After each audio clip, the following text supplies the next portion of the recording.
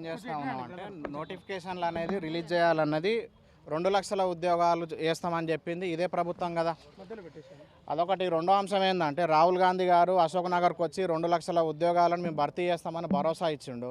సరూర్ నగర్కి వచ్చి ప్రియాంక గాంధీ గారు 2 లక్షల ఉద్యోగాలని చెప్తా ఉన్నారు. ఇప్పుడు బ్రదర్ అడిగిన ప్రశ్నకు సమాధానం ఏం చెప్తున్నా అంటే 70,000 ఉద్యోగాలు మేము భర్తీ చేసినామని అధికారికంగా నాలుకతో చెప్పడం కాదు, అధికారికంగా ఇప్పుడు మనకు రాజ్యాంగబద్ధ సంస్థ అయినటువంటి ఏదైనా చట్టబద్ధ సంస్థ అయినటువంటి అఫీషియల్గా నోటీస్ ఇవ్వమనండి.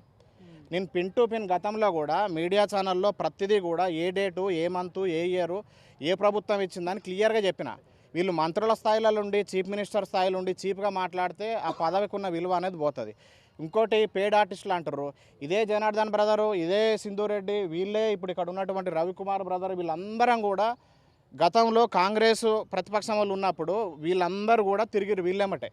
మరి అప్పుడు వాళ్ళెందుకు వాళ్ళని ప్రశ్నించలేదు, మీరు చదువుకునేటోళ్ళు కాదు అని? వీళ్ళు ఎవరైతే మాట్లాడుతూ ఉన్నారో గతంలో వీళ్ళు మాట్లాడే వాళ్ళు ఎక్కడ ఒక 499 రూపీస్ కొడితే బీఆర్ఎస్లో ఉండి మళ్ళీ సాయంత్రం 599 కొడితే మళ్ళీ కాంగ్రెస్లో పోయిన వాళ్ళు ప్రజలందరికీ తెలుసు, ఈ మారినోళ్ళకు కూడా తెలుసు. ఈ జూటా మాటలు మాట్లాడితే తగిన గుణపాఠం చెప్తాం అనేది రెండో అంశము. మూడో అంశం కూడా మొన్న మెరుపు ధర్నాలు కూడా జరిగినాయి. దానికి ఇంటెలిజెన్స్ వాళ్ళు కూడా దాన్ని పట్టుకోవడంలో విఫలమయ్యారు.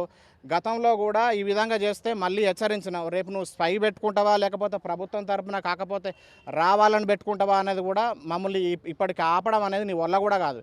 ఇవన్నీ ఎందుకు క్లియర్గా చెప్తా ఉన్నావు అంటే 2 లక్షల ఉద్యోగాలు ఇస్తా అని చెప్పి గతంలో బాధాకరమైన విషయం ఏందైతే ఎవరైతే సుపీరియర్ బ్యూరోక్రాట్స్ ఉన్నారో ఒక డీజీపీతో అబద్ధం చెప్పిస్తాడు. ఇప్పుడు దిల్సుఖ్ నగర్లో ఒక బ్రదర్ నోటిఫికేషన్లు రావు, శ్రీధర్ బాబు సారు రావు, అందరికి ఇయర్ అని చెప్తే ఆ సట్టా బుట్టా చదువుకొని దిల్సుఖ్ నగర్లో పోయి టికెట్ కొట్టుకుని మధ్యలోకి పోయినాక మళ్ళీ నెక్స్ట్ డే సార్ ఏమంటాడు, మళ్ళీ నోటిఫికేషన్లు వస్తాయి, మీరు మిస్అండర్స్టాండింగ్ చేసుకోరంటే అంటే వీళ్ళందరూ పబ్లిక్తోని గేమ్ ఆడుతురు కదా. ఇప్పుడు బిస్వాల్ కమిటీ 2 లక్షల ఉద్యోగాలు, అరౌండ్ 2 lakhs ఉద్యోగాలు ఉన్నాయని చెప్పింది ప్రతిపక్షంలో ఉన్నప్పుడు వీళ్ళే కదా. మరి ఆ 2 లక్షల ఉద్యోగాలు ఉన్నాయని చెప్పి 2 లక్షల ఉద్యోగాలు లేవని చెప్పింది కూడా వీళ్ళే కదా. అంటే ఒక మంత్రి పదవులు ఉండి ఒక మినిస్టర్గా ఉండి మీకు ఒక లెక్కపత్రం లేదు, వీళ్ళే కదా. ప్రభుత్వంలో 33 జిల్లాల్లో ఉన్నటువంటి అందరు కలెక్టర్లు, ఉన్నత విద్యాధికారులు, వివిధ శాఖలలో ఉన్నటువంటి ఖాళీలను వేగిరణ వేయాలి. అది వేగిరణ వేయకపోతే మీకు దసరాకు మీకు సాలరీ రాదని చెప్పింది కూడా వీళ్ళే. మరి ఆ నివేదికలు ఎక్కడ పోయినాయి? శాంతికుమారి అధ్యక్షతన మనం ఇప్పుడు నివేదికలు అన్నీ కూడా అన్ని శాఖలల్లో ఎక్కడైతే ఖాళీలు ఉన్నాయో అవన్నీ మాకు చెప్తే వేగిరణ మేము నోటిఫికేషన్లు ఇస్తారని చెప్పారు. మరి శాంతికుమారి అధ్యక్షతన వేసినటువంటి ఆ కమిటీ ఎటు పోయింది? సిలబస్ కమిటీ ఎటు పోయింది? నోటిఫికేషన్లు ఇస్తా అని గతంలో కూడా టీజీపీఎస్ చైర్మన్ చెప్పిండు.